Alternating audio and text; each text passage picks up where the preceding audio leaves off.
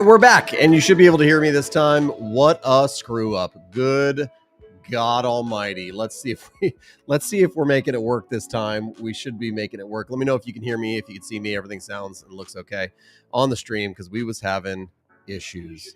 Yeah, you can hear me now. Okay, things should be good. All right, well, we're back. Hey, today we're going to be talking about some drama that's going on in the design scene, which I think is dumb, and I'm going to talk about it for about 30 seconds and give you some thoughts.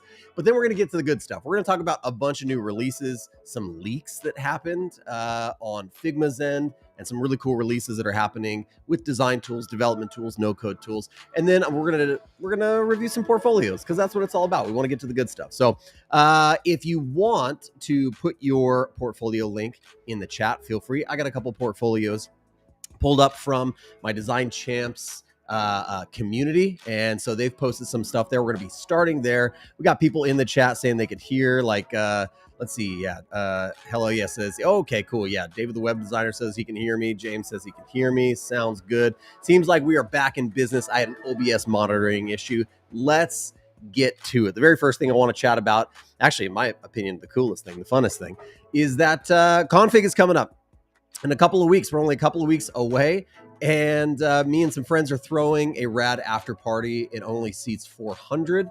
And the reason I'm throwing this is because a couple of years ago, I was just sitting on the curb. I didn't know where to go after the conference day ended. So me and some friends are solving that. Last year, we threw our first ever detach, and it went off, well, I would say almost without a hitch. The problem was we only had room for like 170 last year, and we totally broke the fire code. We had like 220 people in there, and it was just like nut to butt, like way too many people, absolutely crowded and packed. And so we thought through it a little bit more, and we're going to have a way better party. It's going to be at the Press Club, which is a sweet spot. It's going to happen on the second night of the conference, a place to go, unwind, detach from all. There's no talks.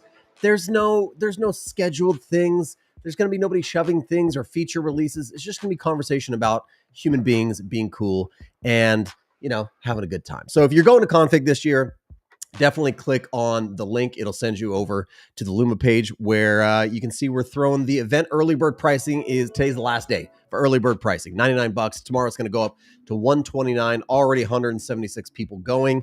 So we are already halfway booked, halfway filled. So if you are interested in an open bar and fun games and hang out with rad people, and yeah, that's what we're going to do. So we got some people asking if I can review portfolios. Absolutely. Put your link here in the chat somewhere. I'll grab that link and we will make it happen. But let's get on and just talk about a couple of things that I think are pretty silly. Some stuff there was some tea in design Twitter this week. There was some drama, and I don't like drama. I think it's silly, but this is what happened this week. We all know Brett from Design Joy. Hey, I like Brett. I think Brett's rad. I say kudos to Brett because he's grown a massive following really, really quickly. He's a hard worker. He's a talented designer, and he knows how to kind of play the algorithm and have fun online and do his thing. And some drama went down this week where he released some gradient packs, some Japanese gradients. Somebody got online and was like, hey, those Japanese gradients are a complete ripoff. Are they? Are they not? I don't know. Honestly, I don't care. Honestly. And so you got guy one over here, Brett, who's designing something, putting something out. It was for free. Is it to get him more notoriety and followers? Yes. Did he do it intentionally? I have no idea. I am not omniscient. I can't read a man's heart. So I don't know. I'll give him the benefit of the doubt, though. The most charitable offering to this situation is maybe it was a complete coincidence and accident. Right on. Move on. Who cares? But then guy number two had an issue with it and started kind of chastising him online. And then guy number three came in and said, yeah, he also is starting a new agency that's modeling and like stealing from my thing. And everyone just kind of bandwagon jumped. And here's what I know. Here's what I don't know. I don't know what happened. Again, I don't know if he stole, he didn't steal. I don't know if he's honest, not honest. Never met the guy. Not sure about his character. Don't want to insult his character. I'm going to give him the most charitable kind of like approach here. It was maybe a coincidence. But what I do know is that designers, me, you, all of us designers, boy, we are a bunch of Pharisees. We can get elitist very, very quick, and not designers, just human beings, love to jump on a bandwagon, don't we? Love to jump on a freaking bandwagon so quick. And some of this is because people are jealous. People don't like how much money he makes, how successful he is. Maybe that's a part of it. Maybe he really deserves some of the scathing reviews and thoughts. I don't know, but I do know that generally speaking, the human heart is a little bit wicked, a little bit rude, a little loves to just be like see drama. We love to watch Johnny Depp and Amber Heard. We love to hear about the Ryan Reynolds and Jason Baldoni. And this was our Jason Baldoni, wasn't it? Whose side are you on? Listen, who freaking cares? That's my thoughts on it. Seriously, get over it. Move on. Who cares? Let's get to some more exciting stuff, shall we? Because that's literally all that I have to say about it is, hey, if you're a designer out there, stop caring. Move on. Do your own thing. Stay in your own lane. Have your own fun. Build your own business. Have your own career. And all these other things that are happening in the background, they're just trying to actually distract you, okay? They're just trying to distract you from what you need to do. Guaranteed that the thousands of people that poured in their time and attention to this thing this week spent a lot of time scrolling online and digesting content and not creating things that they could have been creating, or landing clients they could have been landing, or building their own personal brand, or doing their own thing. It's just a common kind of trend. So stay away from that. Just be good. Just be awesome. Just be cool, man. Just be cool. That's all I have to say about that. Hey, let's move on and talk about something that is potentially cool, potentially not cool. This leak came out online.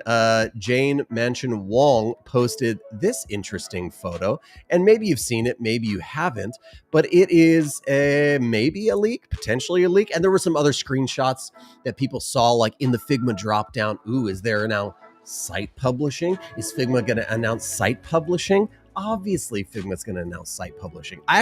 If you've been following it at all, this stuff probably isn't new to you. Let's see if we can zoom in and grab a view of this a little bit more. So yeah, is there potentially like this happening in Figma where you can publish sites? Maybe, potentially, yes, probably. Here's what I do know.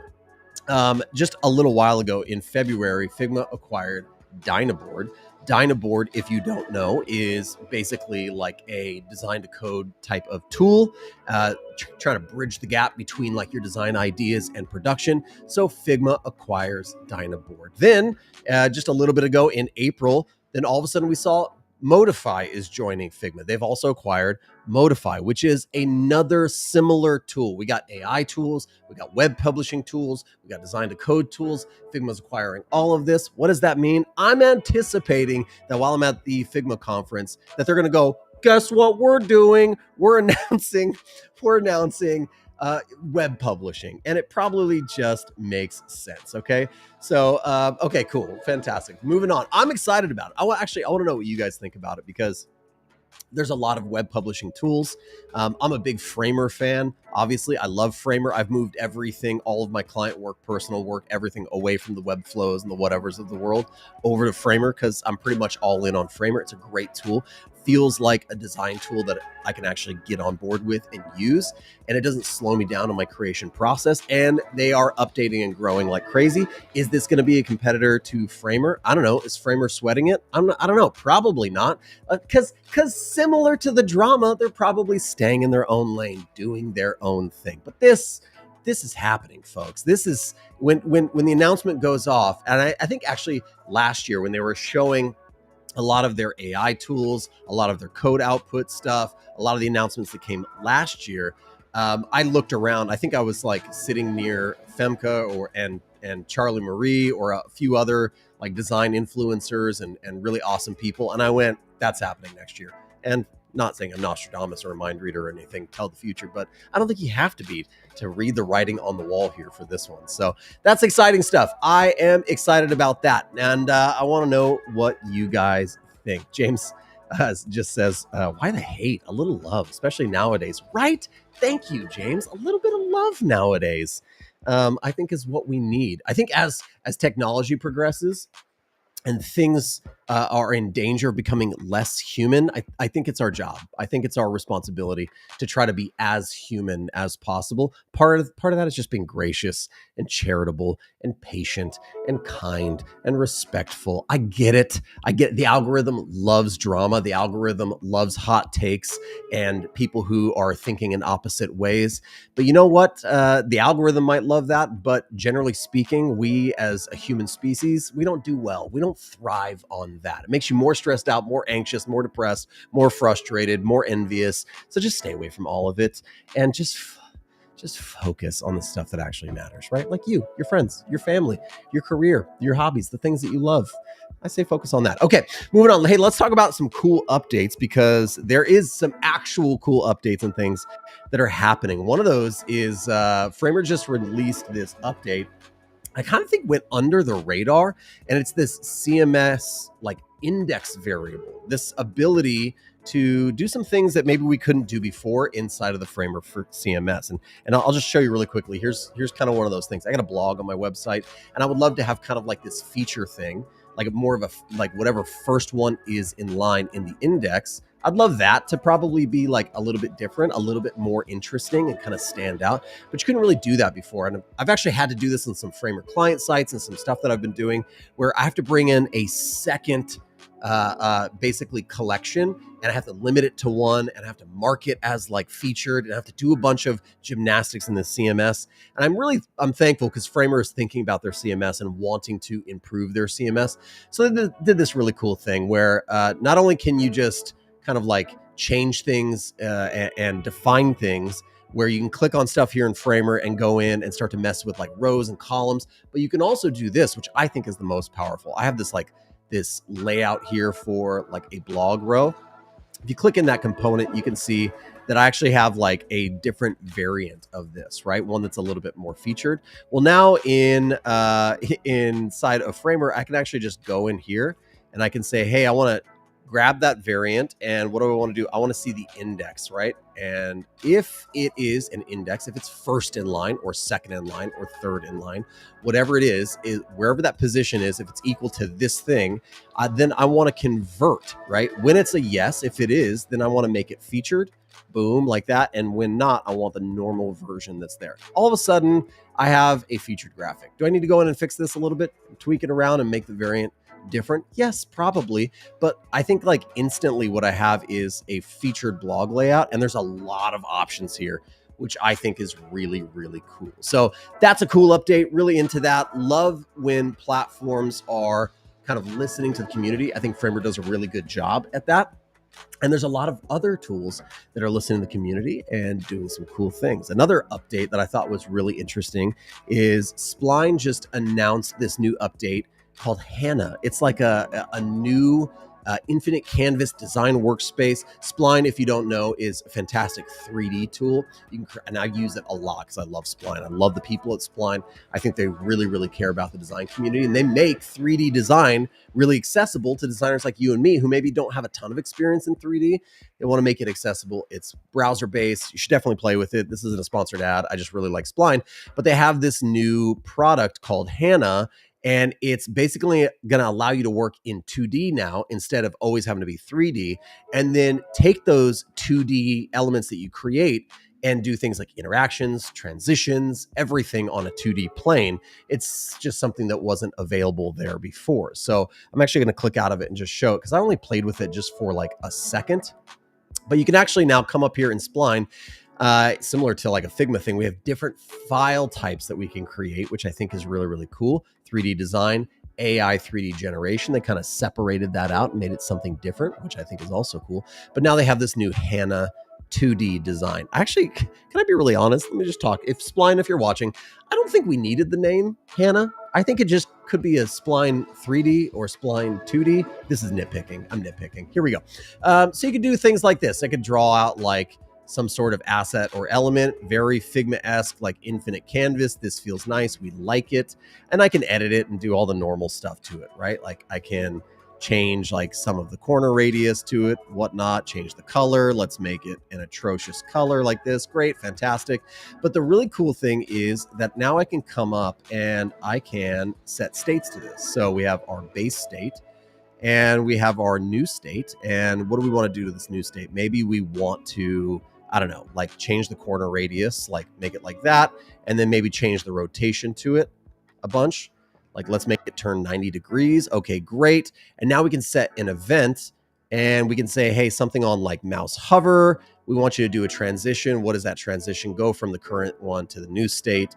Do it in 0.5 5 seconds to like half a second, and we got like some sequencing options. Now when I play, I can kind of get some 2D transitions. This is the most basic example of all time, but you can imagine like I can start building out kind of interesting interactions here. Oh my gosh, let's just build the messiest spline file of all time. Press play, and now we get like really interesting like interactions with all of them. So did I do a great job at demoing it? Probably not, but it's kind of interesting.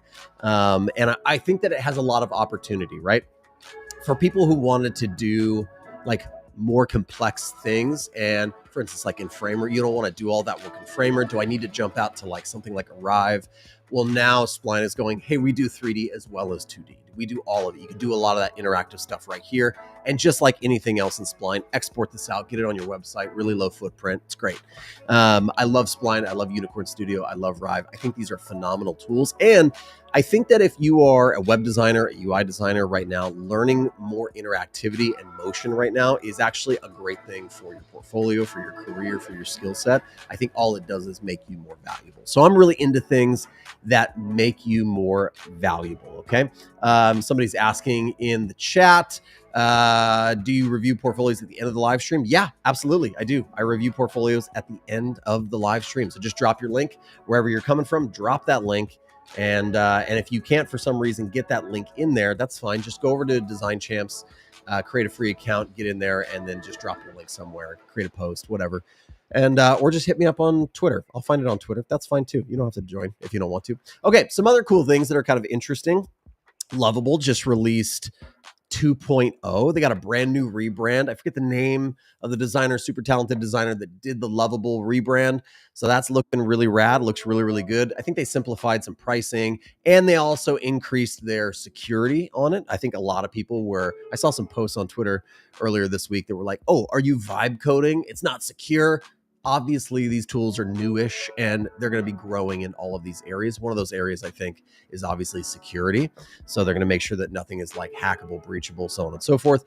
So that's pretty cool. The new Lovable seems to be good. I haven't played with it a whole lot, but apparently it has, let's just read again really quickly. Chat mode is better.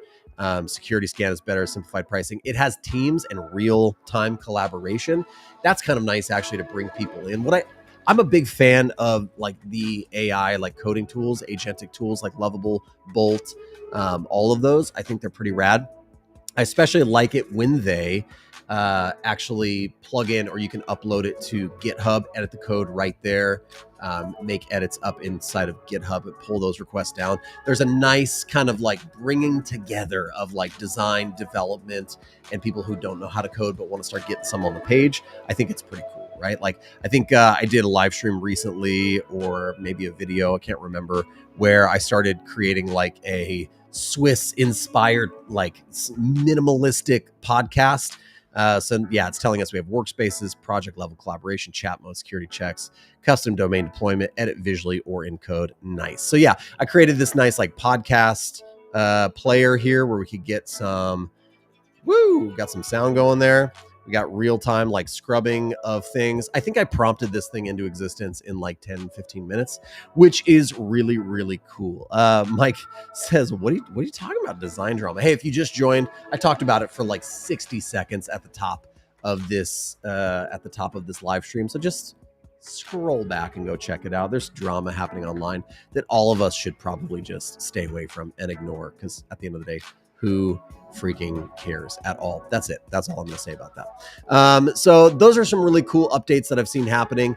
And during this time, feel free, if you want me to answer questions, let me know. Any questions, pop those in the chat. I would love to answer your questions. Gideon just popped something in here that said, you're the best. Love you so much.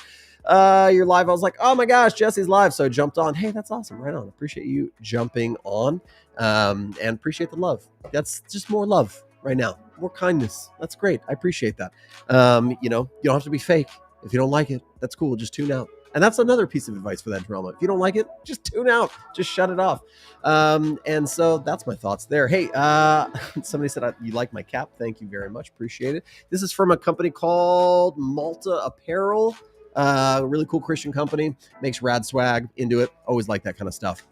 Okay. Those are the updates and the things that I think are interesting this week. And let's take a look at a couple of portfolios, some things that were sent my way. Somebody sent me one in the chat here, so I'm going to try to catch that as well. Let's see if I can. Ooh, how do I grab that? Ooh, how do I grab your link?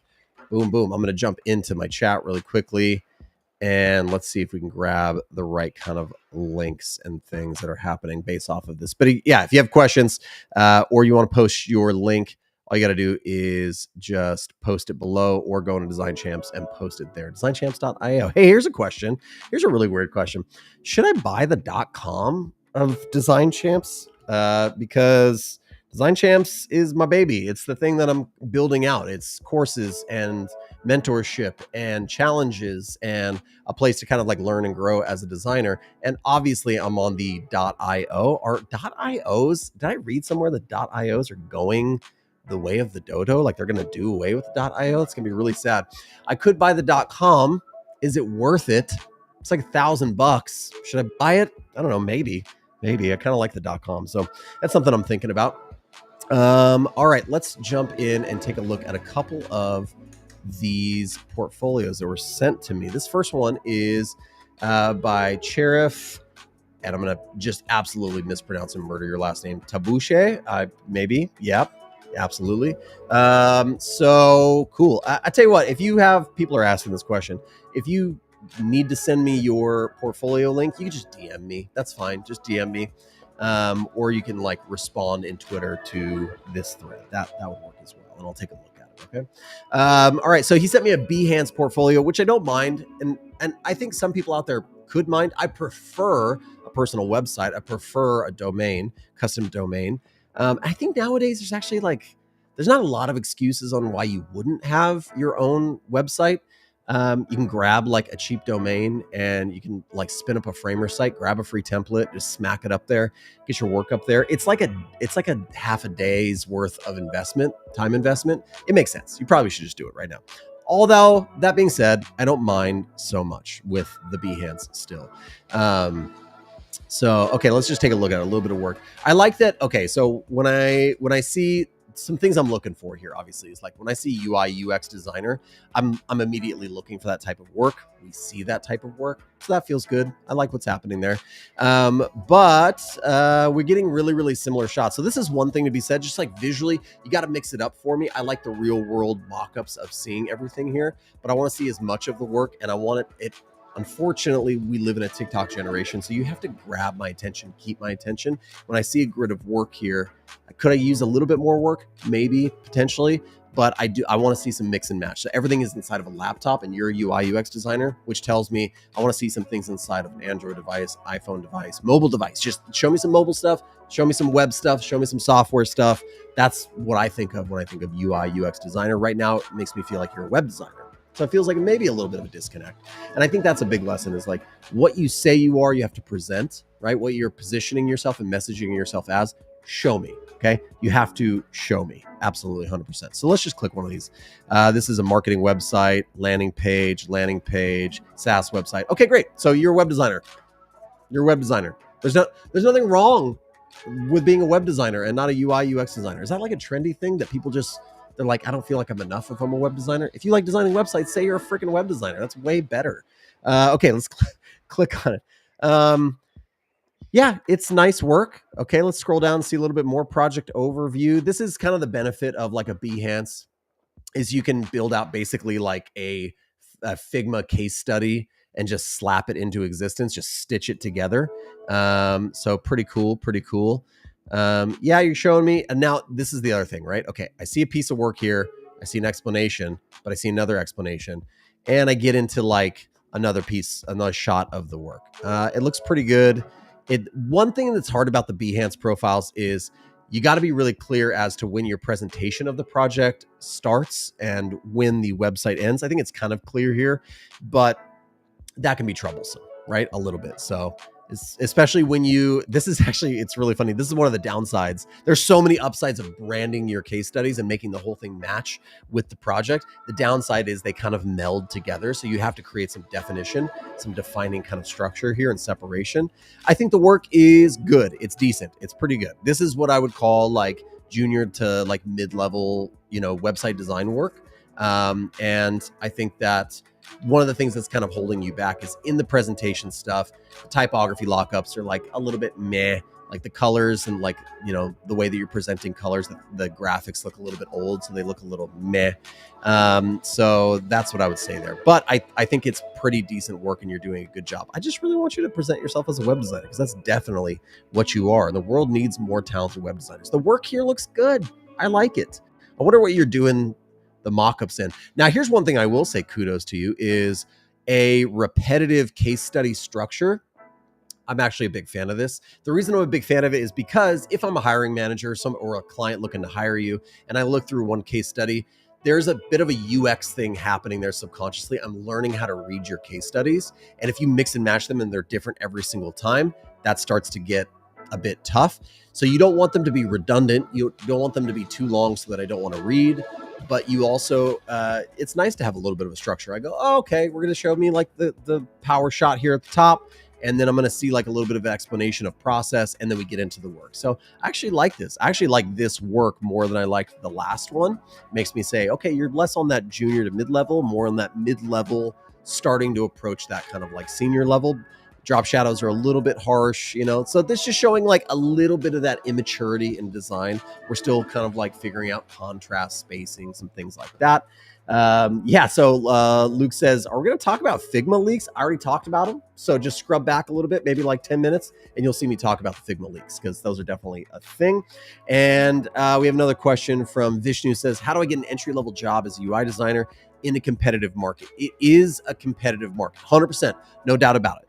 The creative economy and the climate has changed. There's a lot of people who are losing positions.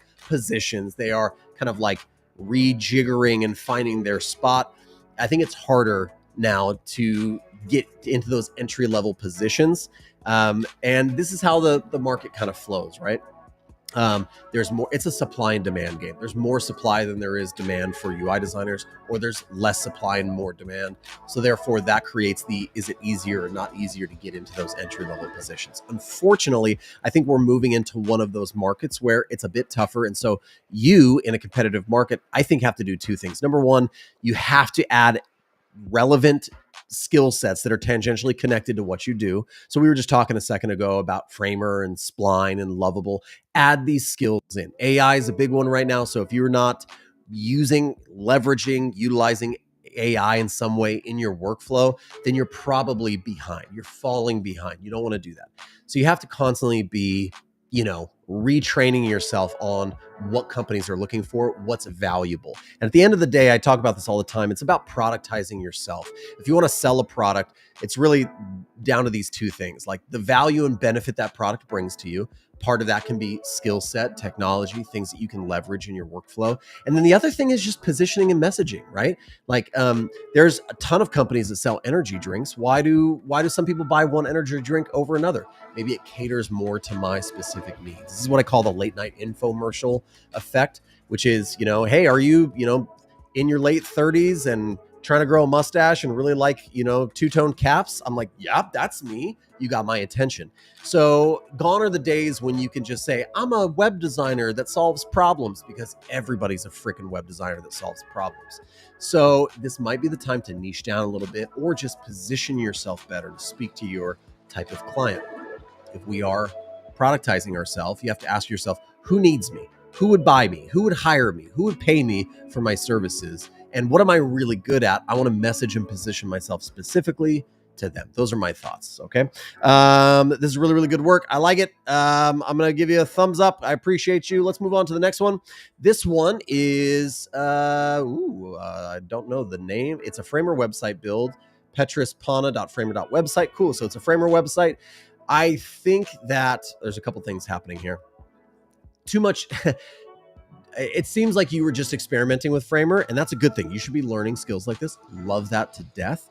But you gotta, just because you can create draggable elements and whizzing, spinning, coffee cups in 3D, doesn't mean you should. It's that old Jurassic Park statement from Jeff Goldblum, right? Just because you can, should you? It's dangerous, and it's dangerous here as well. So that's the first thing. It just it cheapens the experience a little bit. But second thing here is I see no work. right? I see zero work, and I need to see some work starting to rise above the fold. I want to be intrigued. I want to be convinced. Just keep scrolling down, and because I see work already. And so again, this is a good lesson in that positioning, in messaging, and showcasing. That's it. Position, message, showcase. You do those things, you'll do great. The portfolio is decaf, but the projects never stop. UI, UX designer, and 3D geek. Okay, I'd prefer better copywriting. Copywriting is a big skill right now. You want to like be more competitive in the market. Your copywriting has to improve. I would say, with all the love I have in my heart, this copywriting sucks. This is bad copywriting. This is, it fades into the white noise when I read a statement like this. If you go into Design Champs and just become a free member, there's some free videos that I've done in there about how to position yourself, how to write a personal statement that tells people what you do, who you do it for, and something unique and interesting about you that would make them kind of a soft skills tag. So I talk about that over at Design Champs. So you can sign up for that and just go check those messages. Just look for messaging in there. You'll find it. But this, to me, just falls flat. And as I scroll down, I finally start to see some of the work, and the work looks kind of nice, somewhat decent. You know, I think and we scroll down, we see some more work. I want to find the best looking one. I think this is actually maybe your best looking one. I think the colors here maybe a little on the funky side. It's okay. It's not the greatest. It's not the worst, but I definitely think this one down below is better. And then it outlinks to another Behance thing. Okay. So again, I don't mind this, but I think a little bit of explanation. If we're going to use Behance, we're underusing Behance right now. I think the previous example is a better example of how to use it. Okay. What I do like about this is it's not super long. It gets to the point, although I have to like zoom in to see everything. It's very small. Your work should be big. You should be proud of your work, right? So like scream it from the rooftops, show the best version of it, like wave the flag, be like, here's my work. Part of that is presenting it in a large way. Okay. All right. Cool. Let's go to the next one. This is one by Zuza.te. This is a fancy schmancy. Definitely more of like an agency looking website, which I don't mind. Maybe you develop this on your own. We got a 3D asset here. But again, even this, like, this is where I'm like, hey, it's flashy looking, it's nice, but like, if I'm looking to hire, let's just role play with me here for a second. I'm an entrepreneur, a small business, a startup, a company, and I'm going, I need somebody to affect my bottom line. I'm looking for a UI, UX, or web designer that's going to help make me money. And I have an issue with conversion or, login flows or bounce rates or whatever it is. I come to people's portfolio with the problem in mind, not with this in mind, not necessarily with a big 3D asset and the words dream, design, develop. Okay, I get it. Dream, who cares? But like, I get it. Design and develop, fine. But like, I need like a really clear messaging statement here that tells me the value you're going to bring to me instantly. Like, here's like Alex Hormozy, as like $1 million offers, I think is what it's called. I read it, forgot it, but I remember this piece. It's like, you have to have an offer that's like a no-brainer. I think he calls it a grand slam offer. That's how you write your statement. It has to be an offer that makes them go, I am out of my mind if I don't keep scrolling. I'm out of my mind if I don't say yes to this, because it's exactly what I'm looking for. And they're available, they're talented, it's a good price, whatever it is. That messaging is almost more important, honestly, than a flashy, yes, it's way more important than a flashy 3D element. I was going to say it's more important than design, but it's not. At the end of the day, what we do is design. But as designers, we need to learn how to message our designs and our value way more clearly. Okay, so I'm going to scroll down. Got a video to look at, some stats. I like stats. It's a well-designed website. I would say that like it just takes me far too long to scroll down and actually see any kind of work, which again is a huge bummer, right? There's a way to position and message yourself depending on skill set, depending on work type, depending on niche, like whatever it is, but you're not really doing that. You're not really messaging any of that to me here inside of this design. I'm going to jump back over to Twitter and see if anybody DM'd me. Just DM me with something. Let me know. Message request. Did I get any new message requests? No. Notifications. I don't know. I got one over here. I'm going to see if I can get that I think Mitch. Let's do it. Let's see if I could just manually type here. durr.com. Let's go to mitchdurr.com. Oh, the portfolio of Mitch Durr, graphic designer and web designer. Great. I like that. And I'm seeing work really, really clearly. So we're kind of already, in my opinion, already doing better, already kind of more on it. So big fan of that. Good job. Appreciate it. And I'm happy to see that. Now, what I would like a little bit more of is like more value-based messaging here. Portfolio of, don't care. Hover over. I see your nice shiny face. That's a nice face. But smile, Mitch. You're happy about what you do. You love what you do. Smile a little bit for me. Get that image on the page, maybe even, so I don't have to hover over to see it. And honestly, like, I'm here. I don't know who Mitch Durr is yet, but again, role play, putting myself in the mind of hiring, like a hiring manager or a client. I don't know Mitch Durr, and I'm looking at his portfolio. So we're kind of like 0 for 1, 0 for 2, graphic designer, web designer. Maybe you're 1 for 3 here, but what I would rather see is I'm Mitch, a graphic designer and web designer that helps with conversion problems, right? Or can fix your, like your user flows, or it can increase your revenue, or even get more specific. I'm Mitch Durr, graphic and web designer, helps you make money by building high converting landing pages and print collateral to match. Oh, that's nice. I like that. That feels like it tells me I'm in the right place. It's that brand recognition or product recognition. Again, you yourself being the product. Productize yourself. Think about yourself like a product on the shelf, and there's lots of other products. How do you stand out? By speaking directly to the customer, speaking directly to their needs, and usually their pain points. It's nice to see the work here. Okay, scroll down. Otto's environmental improvements. Visit the website. Whiskey company, bottle label design. Okay, that's nice. I like that quite a bit. Somebody said they thought that I said smile. No, I didn't say that. I said smile, Mitch. Smile. I said smile. I would never say that to Mitch. That would be so rude. How dare I not be clear? I haven't had enough coffee, obviously, so my mouth is a little dry. There we go. I just want to be really clear. I said smile, Mitch. Don't you hold me to that. Don't you do that. Okay, here we go. The web design looks nice. The graphic design looks nice. If you do web, this is actually really nice.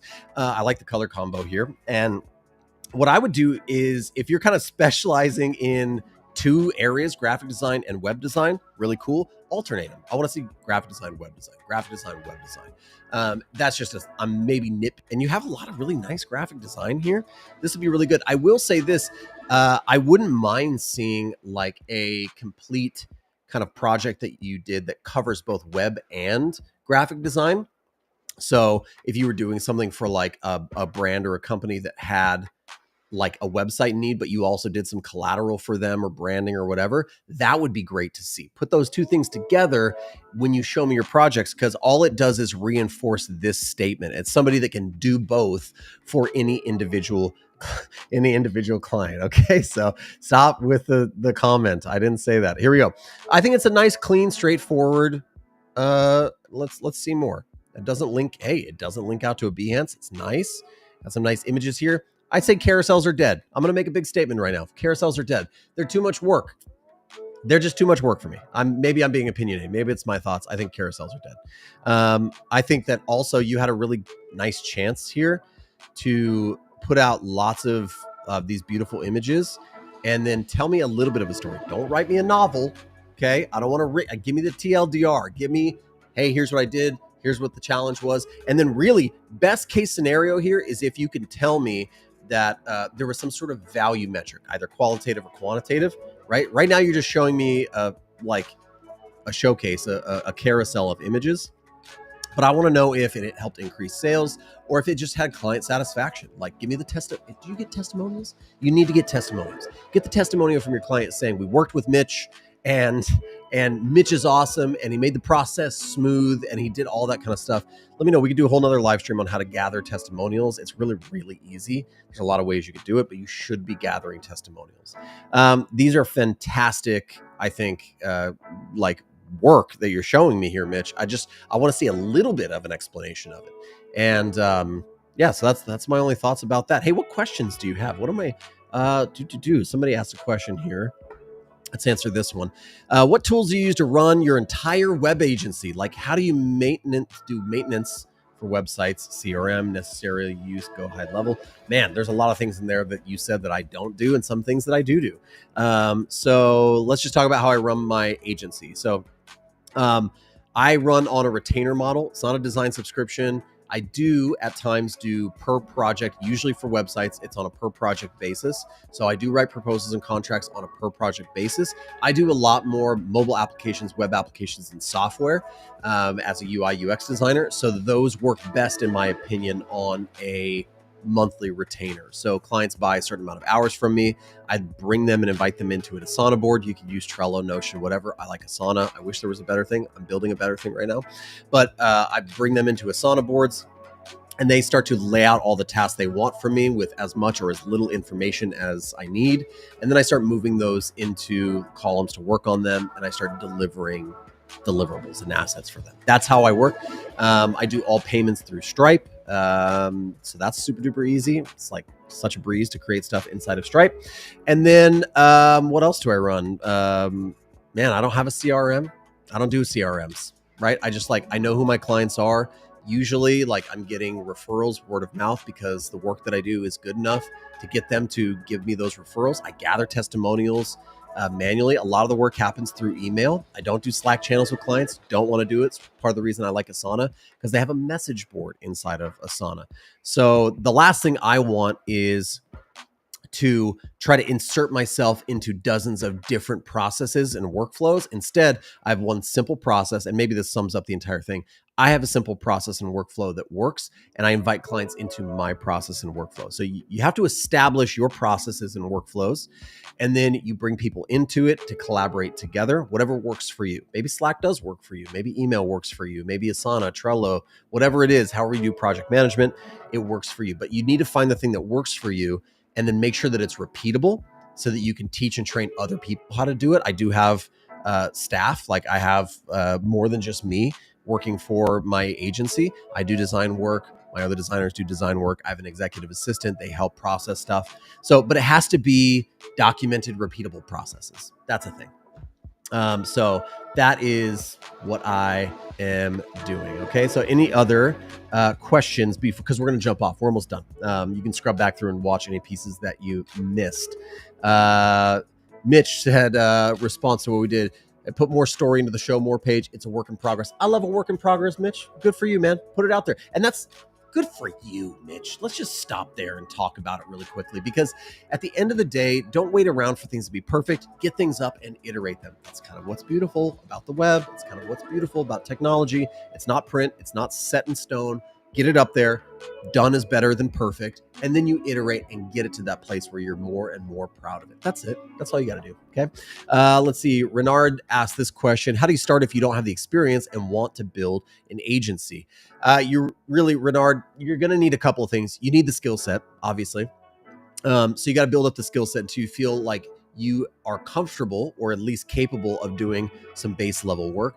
I always recommend doing some initial free work. Don't stay there for very long. Turn that free work into cheap work, right? Hyper discounted work so that you're competitive because you're getting into the market. And then after that, you just start raising your rates. But the whole time you have to be hardcore, like improving your skills and trying to do good work. That's what you do. And if you don't have that experience, again, you start out by doing some free work for your mom, your aunt, your local church, a 501c3 nonprofit. I'll tell you right now, you don't have to be a person of faith, but there are churches all over the world, and I'll just speak about this country, in the US, that would love somebody to approach them and go, hey, you're a little church that doesn't have the budget or capacity for a media department or a creative department. I'm a budding designer. Can I spend the next 6 months doing an internship with you, doing free work for you for X amount of hours per work. Here's the cool thing about that. Work for a 501c3, it's tax deductible, the work that you do there, and you don't get paid anything, but you learn a lot. You learn about how to work with clients, how to communicate. So you get some hands-on experience by doing some of that apprenticeship, internship, free work. I think everyone's like, where do I go? Who's offering the internships? Make an internship. Approach somebody that you go, you need some free design work, and I'm trying to learn. And that's how you learn. Okay, so, and then it can be for other people as well. Like I said, family members, friends, people who love you enough to let you do really ugly or bad work for free, that you can learn from it and start to do some decent work for cheap. Then you could do good work and get paid well. That's the progression. That's how we go there. Okay. Let's see. Any other questions? Renard also asked this question. Any advice on how to price your services? There are a lot of ways that you can price your services as a creative. I think that there's a lot of models like that have been demonstrated. I work primarily on a retainer model, but you can do value-based pricing, per project pricing. You can do hourly. I highly discourage hourly because that punishes you. And usually anytime I've done like hourly outside of like a monthly agreed upon retainer for hours, if you just go like, hey, I'll do this project for you and I'll just charge you hourly. The problem is the client starts getting a little bit frustrated if the project lingers too long. And if it goes too short, you don't get paid enough. So hourly is like, it's a lose-lose situation in my opinion. So generally speaking, you want to do per project based or project based pricing or value based pricing. If you don't know how to do that, go watch a bunch of Chris Do videos on project or on value based pricing. He's talked about that until he's blue in the face. He's really, really good at it. A lot of us do that because Chris Do laid that foundation. If you want to do design subscription, dudes like Brett from Design Joy, they've laid that foundation. That can be a successful model. He's proved that it works. If you want to do a retainer structure, that could work as well. I would just say, generally speaking, how do you price your service? You need to not price hours or service or skill. You need to price value in some way of what you bring, right? And just do the old McDonald's check. If you work 100 hours and you're getting paid less than an employee at McDonald's, you're doing something really wrong. We are a specialty service. Creativity is a specialty service. People have honed that craft and can help other people make money with your creative service. It's a specialty craft. So you should be getting paid decently, right? For that. So don't kind of bid yourself or undervalue yourself. You need to make sure that you are valuing yourself. Okay. That's it. That's all we got time for today. We've been here for about 47 minutes. Thanks so much for watching. Hey, if you want to join me, if you're going to Config and you want to join me, then please feel free to hit that link that we've mentioned. It's a Luma link. You can find it on Twitter. I'll be posting about it a lot. Today's the last day for your early bird pricing. And if you want more stuff like this, I do more events, more live streams, more mentorship and courses and things like that where you can learn over at designchamps.io. I got a new course actually it's not just me teaching there. I'm bringing on more talented design educators. We have a new course from Josh Lowe all about user research. So if you want to learn how to, do a little bit of user research, and actually, plan like a project and know how to do strategy and be a valuable UX designer, then Josh can teach you that over at Design Champs. Just go over to the user research, and then members get access to that, as well as a bunch of other amazing courses. And then you can see here that we have a growing library of courses. Some of those are free. Some of those are for our Plus members, but things like typography, AI, web design, user research, auto layout, specific tool sets, Lottie, Framer, all that kind of stuff. We're starting to build out that more, and there's almost 6,000 people who are learning over Design Champs. So if you're interested in that, go to designchamps.io, and I'll chat with you more there. Besides that, have a fantastic rest of your Friday. Enjoy your weekend. Get some rest, because Monday morning you're designing again. You're getting right back to it. So hope you have a fantastic time. We'll chat soon. Bye.